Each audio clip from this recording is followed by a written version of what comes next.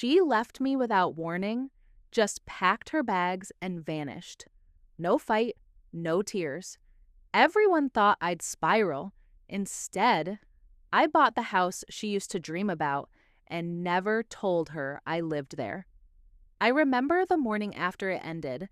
The silence in my apartment was so loud, it felt like the walls were screaming. The coffee tasted like nothing. Even the dog next door, who barked like clockwork at 7 a.m., was quiet that day, as if even he knew something had broken. We had been together for 5 years, engaged for 1, and in less than 3 minutes, she was gone. No big fight, no tears, just a calm, almost rehearsed statement. I think we want different things. That was it. She packed her bags that night, and I didn't stop her. I didn't cry in front of her either. I think I knew if I did, I wouldn't stop. My name's Michael Carson.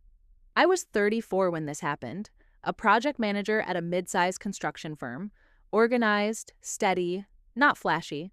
I liked plans. I liked blueprints. I liked knowing where the exits were. I thought our relationship had one too, a structure, a future. She used to joke that I was born 40, too responsible for my own good, never spontaneous enough. But I thought that was what she loved, that I was solid, dependable, predictable in a way that made her feel safe. Everyone expected me to fall apart. Friends dropped off wine and chocolate like I'd had a death in the family. My mom suggested I move back home until you feel strong again.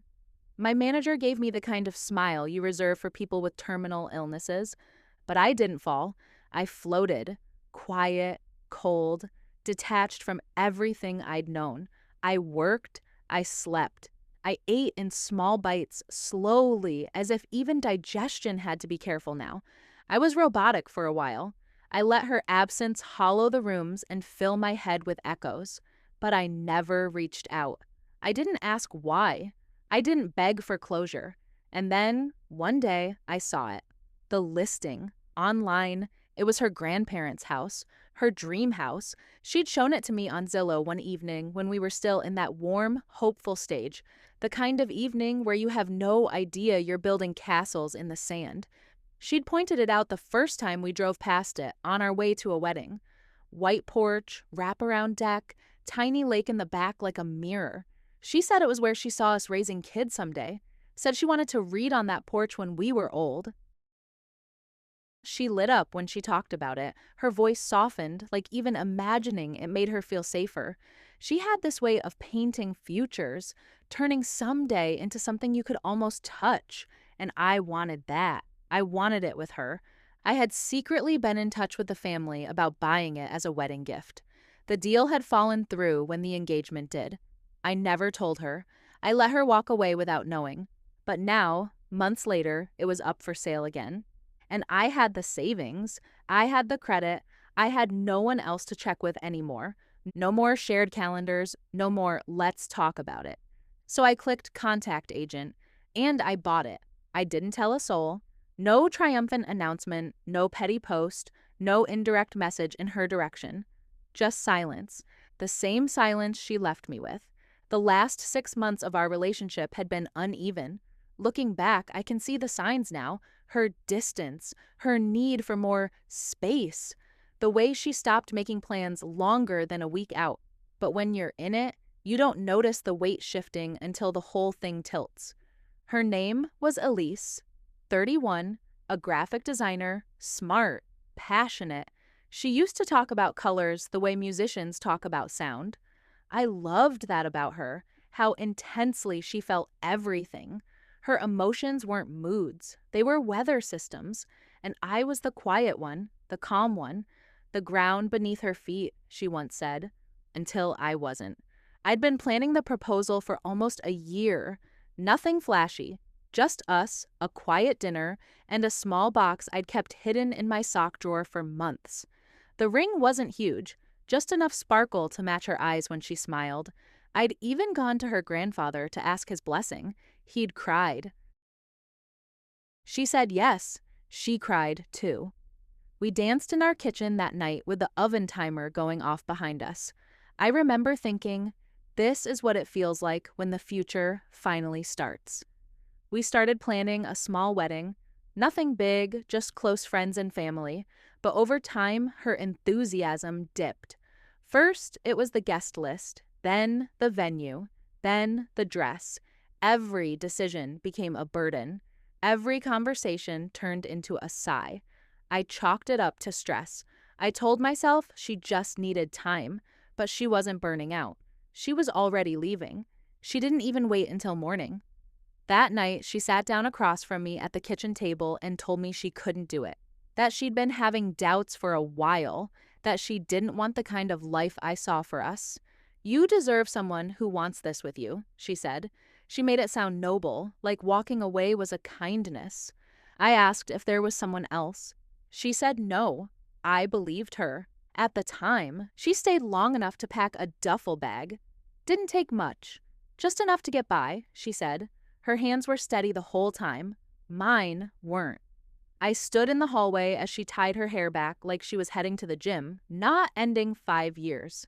She hugged me once, lightly, no tears. Then she walked out the door with a "take care, okay?" And that was it. There was no big drama, no shouting, no slammed doors, just absence wrapped in courtesy. That's what made it worse, because if she'd screamed, if she'd cheated, if she'd burned it all down, I could have been angry. I could have called her names in my head and hated her until it hurt less. But she left me kindly, and that broke me in a slower, quieter way. She took more than her clothes when she left. She took the air out of the apartment, the voice that used to hum when she folded laundry, the post-it notes she'd leave on my coffee cup when she had early meetings, the scent of lavender she sprayed on the pillows every Sunday, all of it gone like smoke. I found out about the other guy 3 weeks later, a friend of a friend. They weren't subtle. Dinner photos, a weekend trip, one of those blurry concert selfies where her face is tilted towards someone else's shoulder. He was a creative director, wore leather jackets, called himself a storyteller. She never looked at me like that in pictures. I didn't confront her. What would have been the point? Instead, I buried myself in work. I poured every extra hour into projects no one asked for. I volunteered for late shifts, overnight logistics, field site reviews, anything that kept me moving, anything that kept me from coming home too early. People say time heals, but I think it just gives you better armor. I wasn't healed. I was just hidden beneath work, silence, and the careful art of appearing fine. But then came the listing, and something in me shifted. The house wasn't just a building, it was a symbol of everything we were supposed to build, everything she walked away from. I had once imagined her picking the curtains and planting flowers in the back. I'd pictured summer mornings and snowy windows and birthdays at the lake. Now it would be mine, all mine, not out of revenge, out of reclamation. It felt like closing a circle.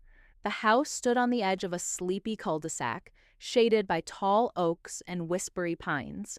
It looked smaller than I remembered, maybe because I was finally standing there alone, without the weight of her dreams crowding mine. It wasn't in perfect shape. The porch had paint peeling at the corners, and the back fence leaned like it had been tired for years. But there was something about it, something solid, timeless, like it was waiting for someone to believe in it again. The first night I slept there, I brought nothing but a mattress and a floor lamp. I didn't even have curtains, just raw, open windows and moonlight flooding every corner of the room. It should have felt empty, but it didn't. It felt clean, like a page without anyone else's handwriting on it. For weeks, I worked on the house in silence.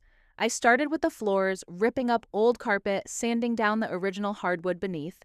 I moved room to room, like a ritual. Every nail I pulled out felt like it took a little more bitterness with it.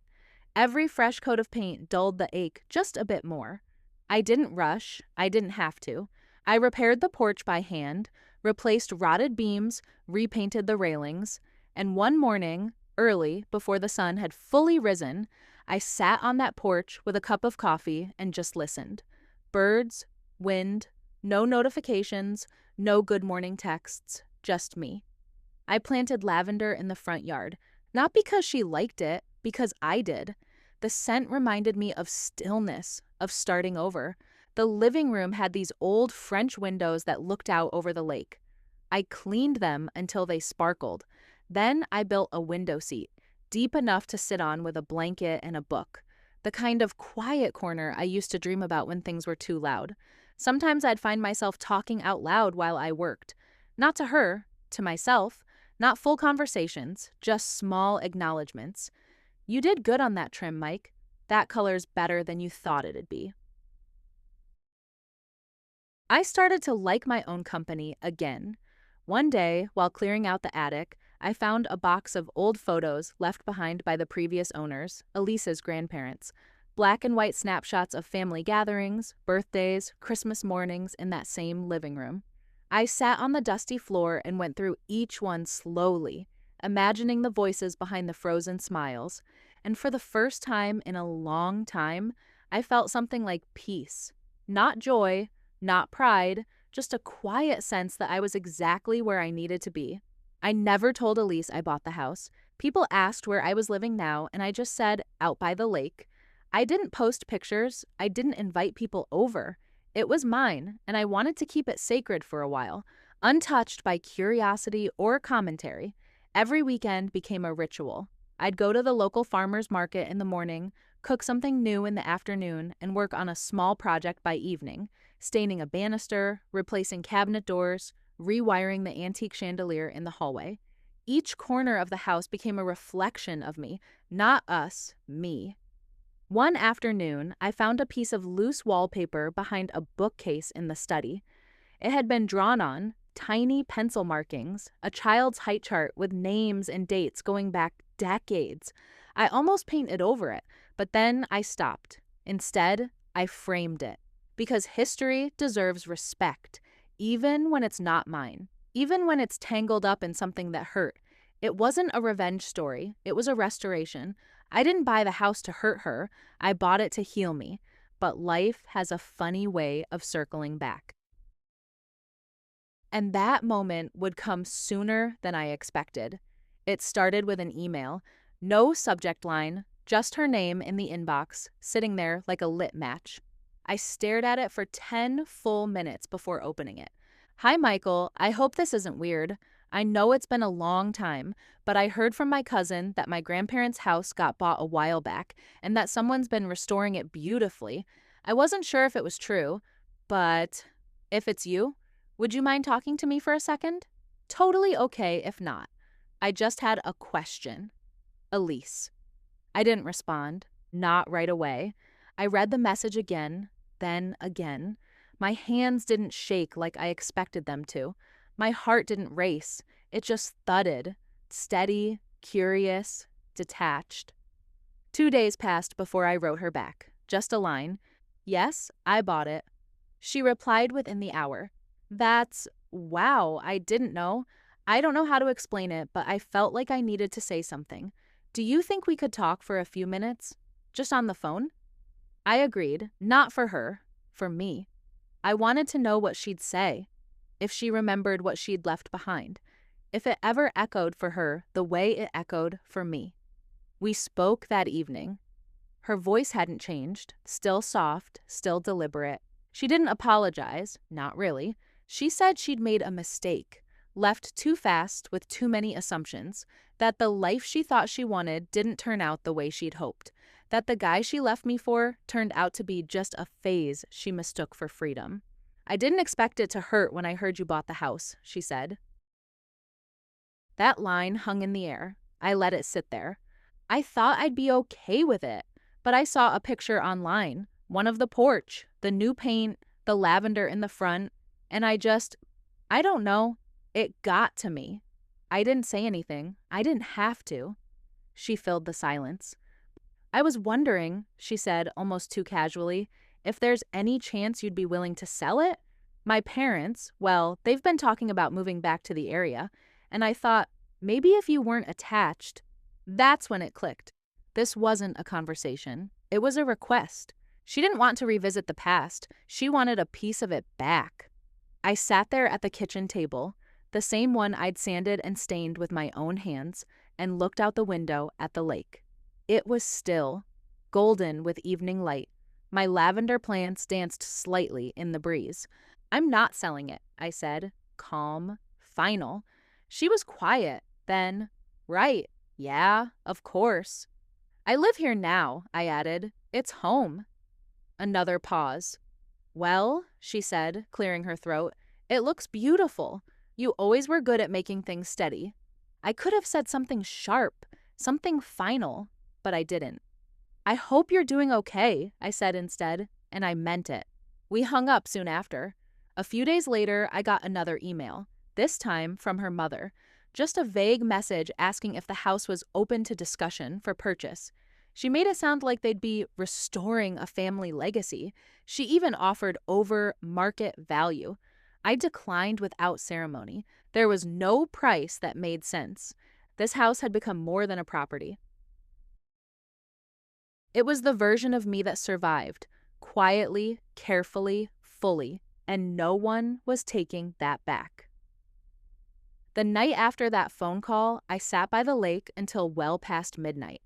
It was one of those still nights, no wind, no movement, just the occasional ripple from a fish or frog somewhere out of sight. The stars reflected off the water like it had memorized the sky. I brought out one of the old lawn chairs I'd found in the shed, restored it, and placed it right at the edge of the dock. A beer in one hand, my phone in the other. Off, face down. Not because I expected more messages, just because I didn't care. I thought about all the versions of me that had existed inside this house since I bought it. The one who felt like a thief, taking something that once belonged to the woman who left me. The one who worked on the walls and floors like a man possessed. The one who rediscovered Sunday mornings and lavender and the way silence can feel like peace instead of punishment. And then I thought of the version of me that existed now, rooted, whole, unapologetic. I didn't need revenge. I didn't need her to regret leaving. I didn't even need the satisfaction of telling her no, though I'd be lying if I said it didn't feel good, that moment when she asked to buy back the house she abandoned in more ways than one. But that wasn't the win. The win was this quiet, this clarity, this calm, centered truth. She had left, thinking I would collapse, and instead, I built something better. I glanced back at the house. The porch lights were warm. The windows glowed golden from the floor lamps I'd chosen. The curtains moved gently, like the house was breathing again. Room by room, I had stitched it back to life, and in doing that, I had stitched myself back too. There's a kind of peace that doesn't come from forgiveness. It comes from not needing it. And that's where I was now. I didn't care if she missed me. I didn't care if she ever understood what she walked away from. I only cared that I hadn't walked away from myself. That night, I stayed on the dock until the sky turned that deep velvet blue just before sunrise. And when I finally stood to go back inside, I didn't look back at the water. I didn't have to. The lake didn't lie. If you've ever been left behind and had to rebuild in silence, share your story in the comments. And if this one moved you, even a little, like, subscribe, and stay tuned. Sometimes the quietest victories are the ones worth telling.